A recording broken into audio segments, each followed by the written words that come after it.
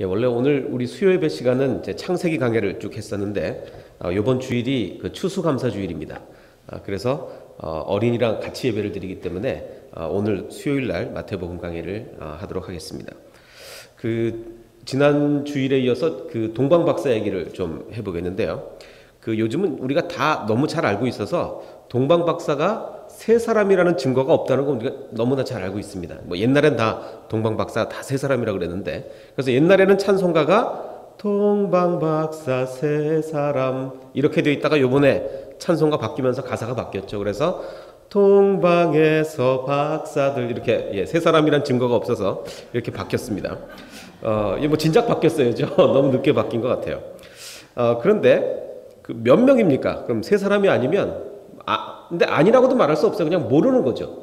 세 사람일 수도 있고 뭐 10사람일 수도 있고. 근데 이게 우리는 지금 서방 교회 소속입니다. 그 옛날에 교회가 둘로 갈라졌어요. 그러니까 로마 제국이 동로마 제국, 서로마 제국으로 갈라지지 않았습니까? 마찬가지로 그 교회도 동방 교회와 서방 교회가 이렇게 갈라졌습니다. 그래서 우리는 어떤 교회의 전통을 이어내려오냐면 그 유럽 쪽에 그 서방 교회의 전통을 우리가 쭉 이어내려오는데, 그래서 서방 교회는 옛날부터 세 사람이라 그랬어요. 옛날부터 증거는 없지만. 근데 동방 교회는 12명이라 그랬습니다. 많죠. 예수님의 12제자 뭐 그런 것 때문에 영향을 받아서 그런지 동방 교회는 옛날부터 12명이다라고 얘기했어요. 성탄절도 사실 동방 교회와 서방 교회가 달라요. 동방 교회는 12월 25일이지만 서방 교회는 동방 교회는 1월 6일이에요. 동방 교회는. 그러니까 우리랑 다르게 크리스마스를 지냅니다. 여기가 어디냐면 이태리에 가면 라벤나라는 도시가 있는데 이 도시에 가면 뭐 발음하기 좀 힘든 성당이 하나 있어요. 이 성당에 가면 그러니까 우리가 지금 이 동방 박사에 대한 생각들이 어떻게 변천해 왔나를 한번 보는 겁니다. 여기 가면 이제 옛날 벽화가 있는데 무려 6세기의 벽화가 있습니다. 그럼 뭐 엄청나게 오래된 1500년 됐나요? 엄청나게 오래된 그 벽화가 있는데 여기 보면은 잘 보이시는지 모르겠지만 여기 동방 박사의 그 벽화가 있어요. 세 사람으로 그려져 있죠. 근데 여기 유심히 보면 이 사람들인데 여기 위에 이름이 있어요. 나중에는요 사람들이 동방 박사를 처음에는 그냥 세 사람이라고 생각했다가 나중에는 이름까지 붙입니다. 그게 언제냐면 이 6세기예요. 6세기에는 이 동방 박사 이름이 발다사르, 멜키오르, 가스파르라고 이렇게 이름까지 붙였어요. 자, 이름까지 붙였어. 근데 참 패션이 참 희한합니다. 이게 6세기에 그러니까 예수님 태어나실 당시에 동방 사람들의 패션을 그린 게 아니라 그 당시의 패션으로 그린 거예요. 그래서 보면은 마치 호피무늬 레깅스를 입은 것처럼 동방 박사들이 호피무늬 레깅스 입은 것처럼 아주 휘황찬란한 옷을 입고 이렇게 예수님께 오는 그림을 그렸습니다. 그래서 원래 이 3세기에 오리겐이라는 사람이 동방 박사가 3명이다 뭐 이렇게 얘기를 한 것 같아요. 그래서 그 이후로 다 우리가 동방 박사 3명인 걸로 알고 있다가 6세기에 가서 이 벽화에 이름까지 등장을 하고 그 다음에 나중에는요 세 사람이니까 이게 모든 인종이 주님께 나오나 보다. 그래서 한 명은 흑인, 한 명은 백인, 한 명은 아시아인인가 보다. 이렇게까지 생각을 해서 그래서 나중에 예술 작품들이 그런 작품까지 실제로 나옵니다. 그래서 여기 보면 흑인이 있잖아요. 흑인. 그리고 백인, 황인인데 이게 아랍 쪽 황인이기 때문에 우리랑 좀 다르게 생겼어요. 그래서 흑인, 백인, 황인이 다 모여서 예수님께 경배하는 이런 예술 작품까지 나옵니다. 이런 작품도 있죠. 흑인, 백인, 황인 다 이렇게 모여서. 그러니까 점점 사람들이 얘기를 만들어내는 거예요. 원래 없는 얘기를요. 자꾸 세월이 가면 세월이 갈수록 만들어냅니다. 그래야 재밌거든요. 그러니까 성경에 없는 얘기를 계속 만들어내요. 나중에는 어디까지 가냐면 이 사람들이 그냥 박사가 아니고 동방에서 온 왕 3명이다. 왕이다. 라고까지 얘기를 합니다. 왜 이런 얘기가 또 생겨나게 됐냐면 이사야서를 이렇게 해석한 거예요. 이사야서 60장 3절을 나라들은 내 빛으로 왕들은 비치는 내 광명으로 나오리라. 동방에서 별을 보고 따라왔단 말이에요. 그러면 이 사람들이 왕이었나 보다 라고 이제 해석을 하는 거예요. 그래서 이렇게까지 동방에서 3명, 왕관을 다 쓰고 있죠. 동방에서 3명의 왕이 찾아오는 거예요.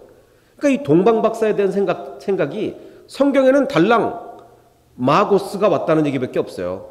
그러니까 이게 사실 누군지 잘 몰라요. 몇 명인지도 모르고 누군지도 잘 몰라요. 근데 사람들이 점점 3명, 나중에 이름까지 붙이고 뭐 흑인, 백인, 황인이라 그랬다가 뭐 나중엔 왕이라 그랬다가 점점 얘기를 이렇게 만들어가는 겁니다.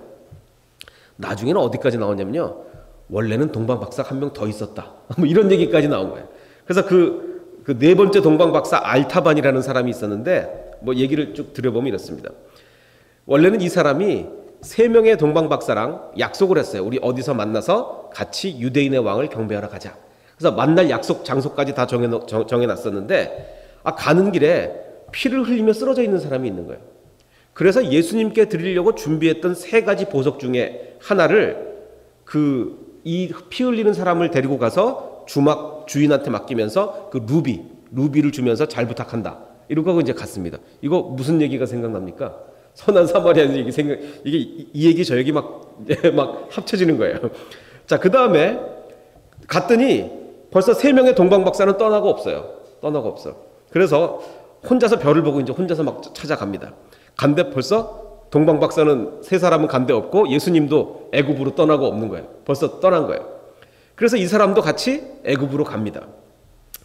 근데 가기 전에 그 로마의 군인들이 베들레헴 근처에 애기들을 막 죽이는 거예요. 그 죽이는 걸 보고 그 3개 보물 중에 하나는 벌써 줬고 또 하나 그 청옥을 그 군인들을 주면서 애기를 몇 명 이렇게 살립니다. 애기를 살려요. 그리고서 이제 예수님이 있다는 그 애굽으로 갑니다.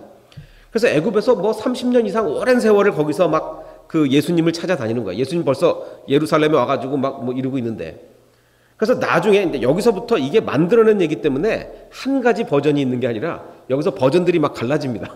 여러 가지 버전인데 그 중에 한 버전을 소개하면, 다시 예루살렘으로 와서 그 매 맞는 노예 소녀가 있었어요. 이 노예 소녀가 매 맞는 걸 보고 그 소녀를 구해주기 위해서 마지막 남은 보물 진주를 줍니다. 이건 또 무슨 얘기가 생각납니까? 모세 얘기 생각나지 않으세요? 모세가 매 맞는 노예 살려주기 위해서 막 그랬잖아요. 자, 그래서 뭐 이 얘기 저 얘기 막 이렇게 합쳐진 거예요. 그래가지고 이제 나중에 드디어 뭐 여러 가지 버전 중에 하나에 의하면 십자가상의 예수님을 만나는 거예요. 근데 이제 벌써 보물은 다 주고 없죠. 그래서 예수님, 제가 빈손으로 왔습니다. 그랬더니 예수님이 아니다, 너는 이미 나에게 다 주었다. 뭐 지극히 작은 자 하나에게 한 것이 내게 한 것이란 그런 말씀이죠. 자, 이게 실제로 있는 얘기입니까? 지어낸 얘기입니까? 이거 지어낸 얘기거든요. 지어낸 얘기. 근데 심지어는 문제는 여러 목사님들의 설교에 막 나와요. 뭐 이런 일이 있었다 이러면서 이게 지어낸 얘기인데, 참 이게 그래서 우리가 중요한 게, 근데 사실은 이랬을지도 몰라요. 원래는 이게 무슨 얘기냐면, 옛날 사람들은 이렇게 좀 높은 사람들이 가면 종들이 따라오지 절대로 높은 사람들만 이렇게 여행하는 법이 없습니다. 그러니까 동방박사가 왕은 아니었다 할지라도 그 시대에 어떤 적어도 그 천문학을 연구하는 박사 정도 됐으면 절대로 혼자 오지 않았을 거예요. 종들을 데리고 왔죠. 그러니까 아마 이런 뭐 너무 심하게 많이 그린 것 같은데 어쨌든 여러 종을 데리고 왔을 거예요. 딱 3사람이 오거나 해가 뭐 12명인지 모르겠지만 이렇게 딱 달랑 그 사람들만 오진 않았을 거예요. 그러니까 여러 명을 이렇게 데리고 왔을 거라고요. 그러니까 실제로 진짜 동방박사들이 온 모습과 그 이후에 교회에서 사람들이 자꾸 이 얘기 만들어내고 저 얘기 만들어내고 자꾸 만들어낸 얘기와는 사뭇 다른 이야기가 사실 2000년 전에 있었을 거라는 얘기죠. 자, 여기서 사람들이 자꾸 얘기를 만들어내니까요, 자꾸 성경이 진짜 성경에서 있었던 일과 우리가 이해하고 있는 일이 자꾸 멀어져요. 진짜로 동방박사들이 아까 그 호피무늬 막 레깅스 입고 이렇게 예수님께 왔을 것 같습니까? 아니요. 2000년 전의 패션은 그러지 않았거든요. 그러니까 자꾸 실제 모습과 달라지는 거예요. 자, 예를 들어서 성탄절이 지금 우리 겨울이잖아요. 12월 25일입니다. 진짜 성탄절도 겨울이었을까요? 옛날 2000년 전에 예수님이 겨울에 태어났을까요? 아닐 가능성이 훨씬 더 많습니다. 왜냐하면 이 초대교회는요, 성탄절을 안 지켰어요. 성탄절 그 예수님이 태어나신 날 이렇게 기념하지 않았다고요. 근데 언제부터 이 성탄절을 지키게 됐냐면 한참 지나서 4세기가 되어서야 그래서 날짜를 몰라요. 처음부터 지켰어야 예수님 생일을 이렇게 알 거 아니에요. 예수님이 살아계실 때 제자들이 뭐 해피 버스데이 투유라도 했어야 야 예수님 생일이 언제야? 뭐 그래야 그 제자들도 야 예수님 생일이 언제래더라? 뭐 이게 알 거 아닙니까? 근데 예수님은 생일 기념 파티를 안 했단 말이에요. 초대교회도 안 했고 4세기가 돼서야 성탄절을 지킨 거예요. 그래서 문제는 날짜를 모르는 거예요. 예수님이 언제 태어난지를 모르는 거예요. 그래서 4세기에 그냥 날짜를 정합니다.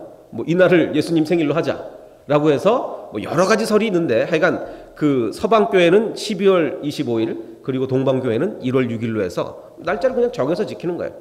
자, 근데 문제는 누가복음 2장 8절에 보면 그 지역에 목자들이 밤에 밖에서 양떼를 지키고 있는 중에 천사들이 나타나서 야, 메시아가 태어났으니까 가봐라, 뭐 이런 얘기를 하지 않습니까? 자, 그런데 문제는 이 팔레스타인 지역에서 겨울에는 밤에 양을 안 친단 말이에요. 겨울엔 추워요.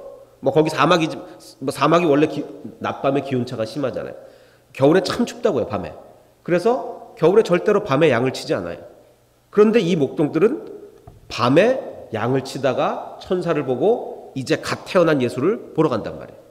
그러면 분명히 거의 99%의 확률로 예수님은 겨울에 태어나지 않았어요. 근데 우리는 엉뚱한 생일을 지금 예수님 생일이라고 지키고 있는 거죠. 이것도 자꾸 나중에 만들어내다 보니까, 성경에 없는 얘기를 자꾸 나중에 만들어내다 보니까, 야, 예수님이 이렇게 태어났을 거야. 막 눈이 오고 막 이거 우리 그런 상상 많이 하잖아요. 그러니까 옛날 진짜로 예수님이 태어나신 모습과 우리가 지금 상상하고 있는 모습과는 굉장히 많이 다르단 말이에요. 크리스마스인데 왜 눈이 안 오는 거야? 왜 화이트 크리스마스가 안 되는 거야? 자꾸 우리는 그런 얘기를 하지 않습니까? 근데 사실 뭐 이것만 봐서는 큰 문제는 안 돼요. 그러니까 뭐 동방 박사가 뭐 몇 명이었냐, 뭐 호피 무늬를 입고 왔냐, 뭐 이런 거는 뭐 잘못 알고 있어도 큰 문제 아닙니다. 뭐 예수님이 뭐 여름에 태어났냐, 겨울에 태어났냐, 뭐 큰 문제는 안 돼요. 근데 이렇게 여기서 아주 중요한 사실은 별 문제 안 되는 것만 잘못 알고 있을까라는 생각이 들지 않으십니까? 그렇잖아요. 그러니까 잘못 알고 있는 게 너무 많은 거예요, 우리는. 근데 이렇게 잘못 알고 있는 게 많다 보면 혹시 중요한 것도 잘못 알고 있지 않을까라는 생각을 우리는 반드시 하게 되죠. 그래서 지식이 두 가지가 있습니다. 알면 알수록 예수님을 더 정확하게 하는데 방해가 되는 지식이 있어요. 그렇죠. 동방 박사 이름이 누구래더라. 뭐 예수님이 뭐 12월 25일에 태어났다더라. 이런 것들은 오히려 알면 알수록 예수님을 더 모르게 돼요, 우리는. 더 모르게 돼요. 근데 반면에 알면 알수록 더 성경을 잘 이해할 수 있는 지식들이 있죠. 그러니까 이걸 잘 분별해야 됩니다. 알수록 더 헷갈리는 지식이 있고 알수록 더 도움이 되는 지식이 있어요. 그럼 알수록 도움이 되는 지식은 뭐냐? 우리가 이 예수님 탄생 스토리에서 그렇죠. 모든 사람들이요, 그 사람의 행동을 이해하려면 뭘 알아야 됩니까? 그 사람의 과거를 알아야 돼요. 그 사람의 살아온 히스토리를 잘 보면 그 사람의 행동 하나하나가 이해가 되는 거예요. 그럼 헤롯의 히스토리를 알면 그 사람의 행동이 더 이해가 되는 거예요. 자, 원래 이 유다 땅은 로마의 통치를 받기 전에 그리스의 통치하에 있었어요. 그리스. 근데 그리스의 통치하에 오랫동안 있다가 BC 176년에 그 마카비라는 그 가문이 독립운동을 실시합니다. 그래서 실제로 독립에 성공을 해요. 그래서 143년에 독립을 해서 그 하스몬이라는 왕조를 세웁니다. 나중에 제가 아마 이 왕조는 여러 번 얘기를 드릴 거예요. 그래서 독립운동에 성공해서 하스몬 왕조를 유대 사람들이 설립을 합니다. 자, 그런데 문제는 나중에 로마에 다시 망해요. 그러니까 그리스로부터 독립을 했는데 나중에 로마가 일어나서 로마한테 다시 점령을 당합니다. 자, 그런데 그 BC 40년에 이 하스몬 왕조의 후손인 안티고노스가 그 동방의 국가인 파르티아와 연합해서 유다를 공격해. 이게 무슨 얘기냐면, 자, 보십시오. 지금 독립을 했다가 로마한테 다시 점령을 당했죠. 점령을 당했으니까 그 옛날에 독립군의 후손이 이거 다시 독립을 해야 되겠다라는 생각이 들어서 혼자 힘으로는 안 되니까 동방의 나라를 하나 끌어들입니다. 그 끌어들인 나라가 어디냐면 파르티아라는 나라예요. 그러니까 동쪽에 있는 나라를 손잡고 독립운동을 실시하는 거예요. 그러니까 우리나라를 예를 들면 마치 뭐 이렇게 예를 들면 되겠죠. 우리나라가 이제 일제의 그 식민 통치하에 있다가 독립운동을 우리나라가 하려고 했는데 혼자서 힘이 안 되는 거예요. 그래서 미국을 끌어들여서 미국하고 손잡고 일본의 독립운동을 한다. 뭐 이런 식으로 비슷하게 해석을 하시면 되겠습니다. 자, 그래가지고 어떤 일이 벌어졌냐면 그때 당시 헤롯이 있었어요. 그래서 헤롯이 도망을 갑니다. 어디로? 로마로 도망을 가요. 아직은 헤롯이 왕이 아니에요.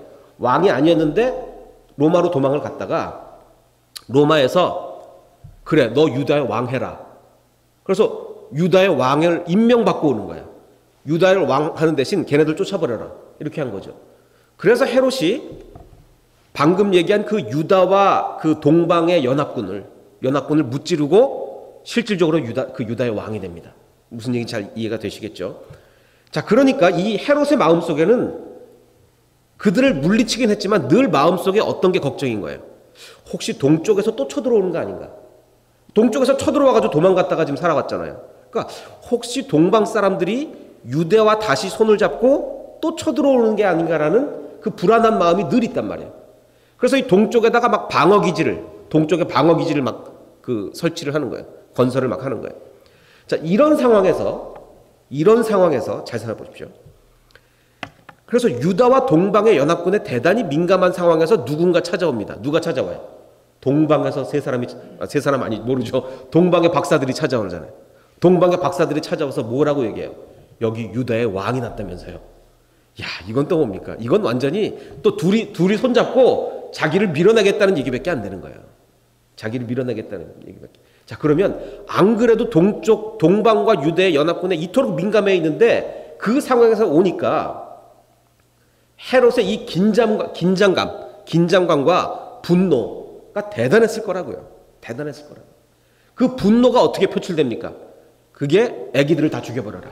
이렇게 표출되는 거 아니에요. 뭐 원래 좀 악한 사람이기도 했지만 이 분노가 절대로 이거는 용납할 수가 없다. 이건 내가 도저히 봐줄 수 없다.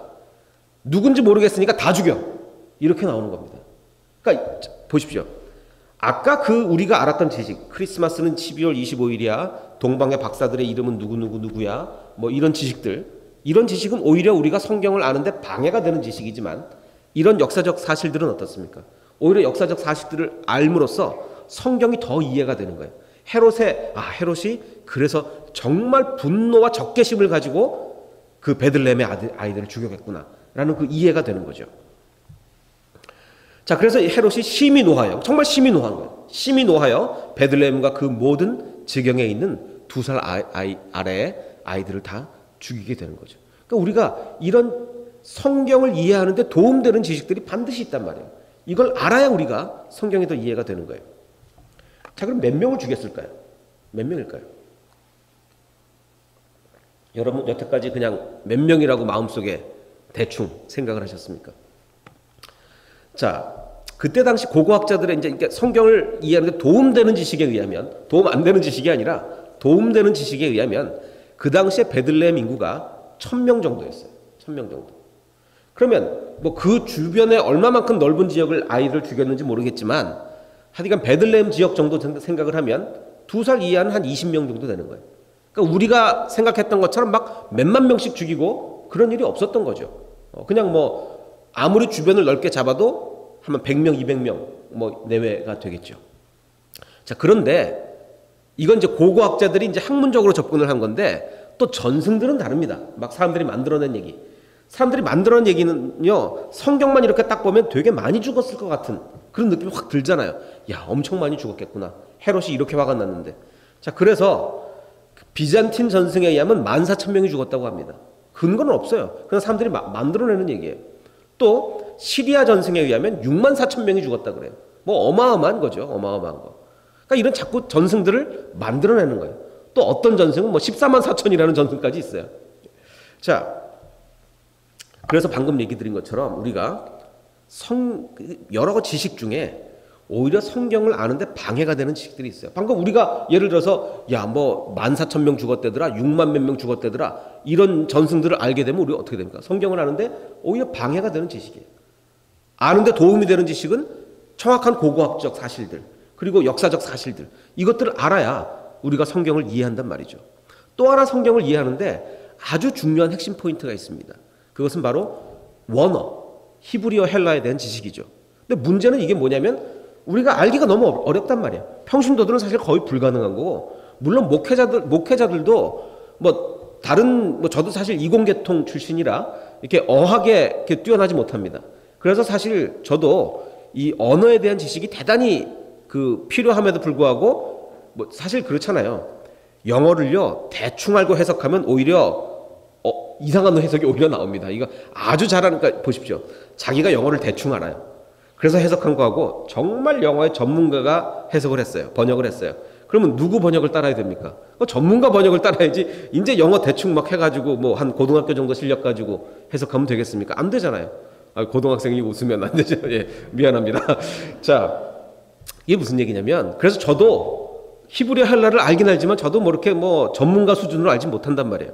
그래서 저도 근데 언어에 대한 지식은 대단히 중요한단 말이에요. 그러니까 저도 언어를 제가 번역해서 이렇게 하는 게 아니라 언어 전문가들이 번역한 것을 저는 다 참고를 하죠. 그게 이제 목사의 임무고 평신도의 임무는 뭡니까?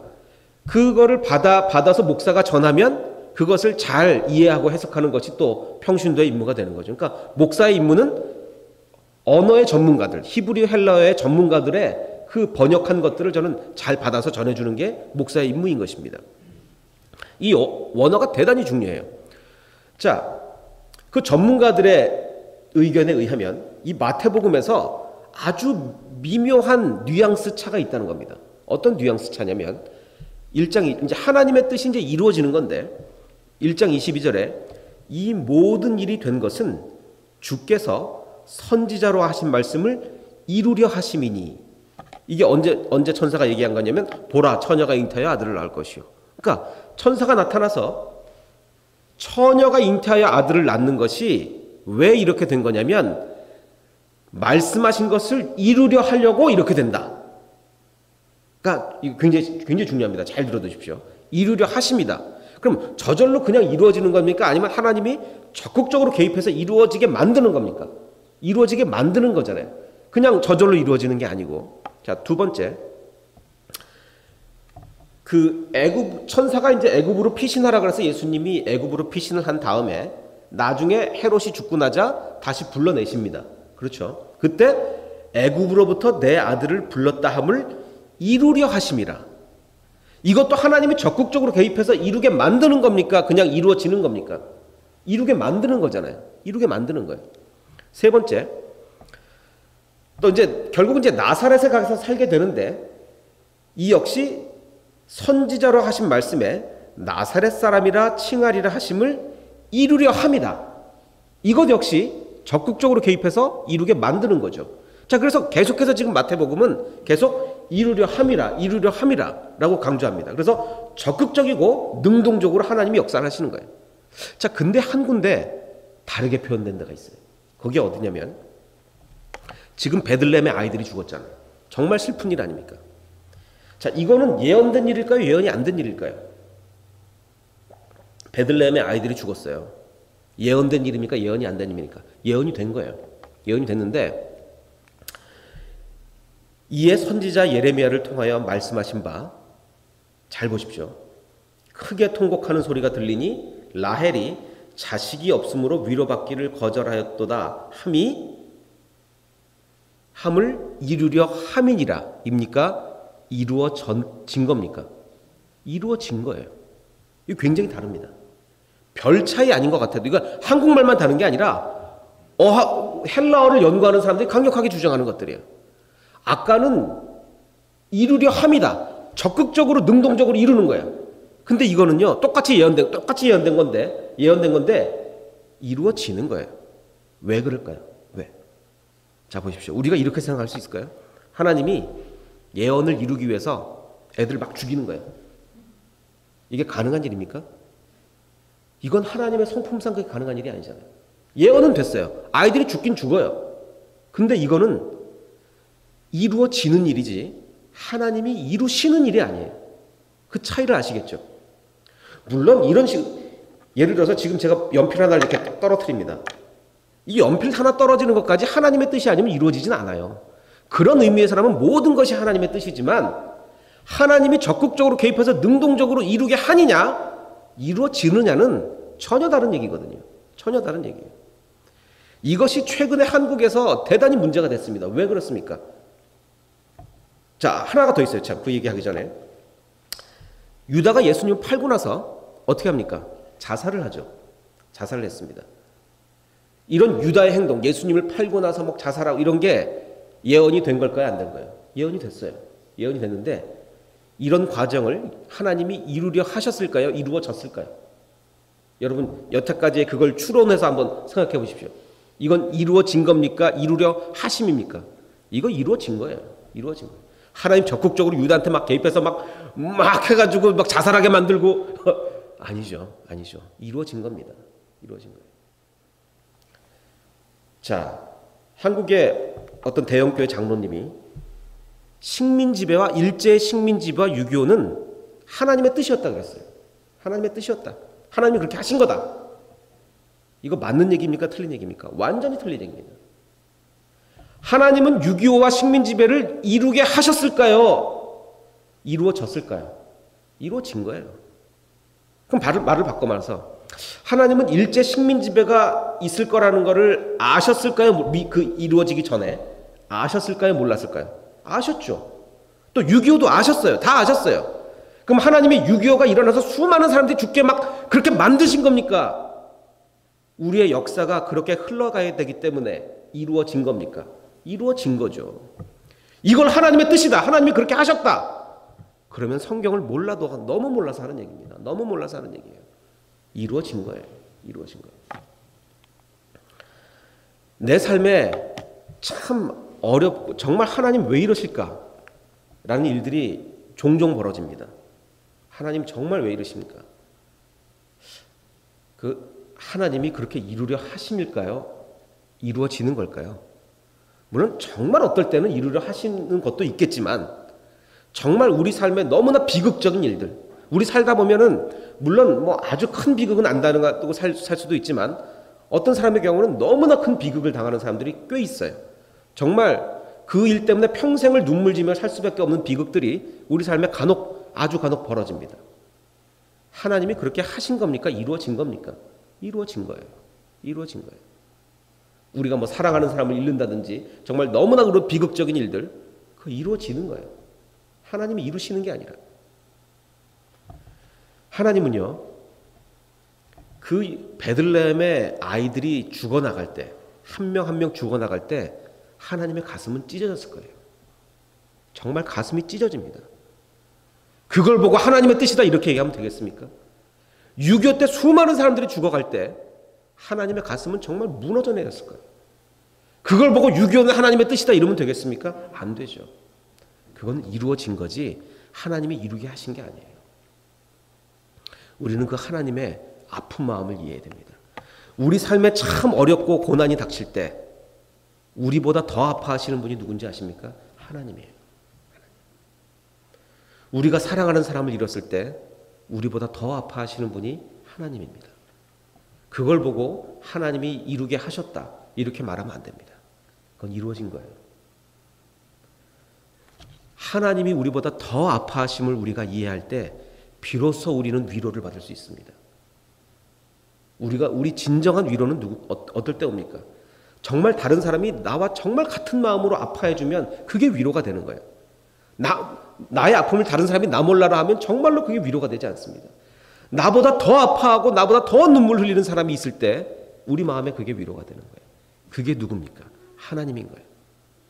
이 하나님의 마음, 이 하나님의 마음을 이해하시고 깨달아 하시고 위로를 받으시는 저와 여러분이 되시기를 주님의 이름으로 축원합니다. 이렇게 기도하겠습니다.